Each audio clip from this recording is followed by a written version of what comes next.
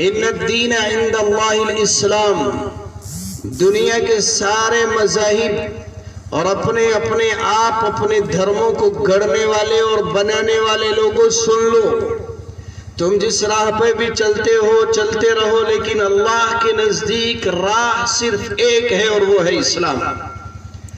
دین برحق صرف ایک ہے اور وہ ہے اسلام۔ مذہب برحق صرف ایک ہے اور وہ ہے اسلام۔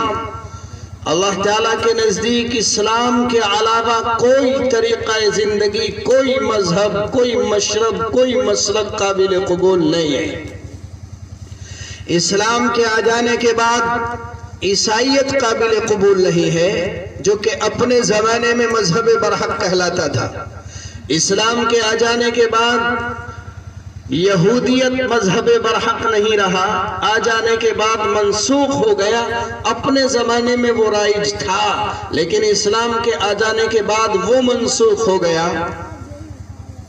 آدم علیہ السلام سے لے کر حضرت عیسیٰ علیہ السلام تک بے شمار نبی اور رسول آئے، اور ان پر مختلف اوقات میں، مختلف زمانوں میں کتابیں اور شریعتیں اور دین اور مذہب نازل کیے جاتے رہے، لیکن وہ ایک وقت کے طور پر ہوا کرتے تھے۔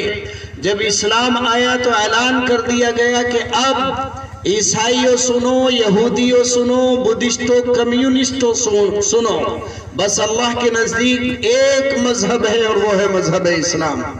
وَمَن يَبْتَغِ غَيْرَ الْإِسْلَامِ دِينًا فَلَن يُقْبَلَ مِنْهُ وَهُوَ فِي الْآخِرَةِ مِنَ الْخَاسِرِينَ۔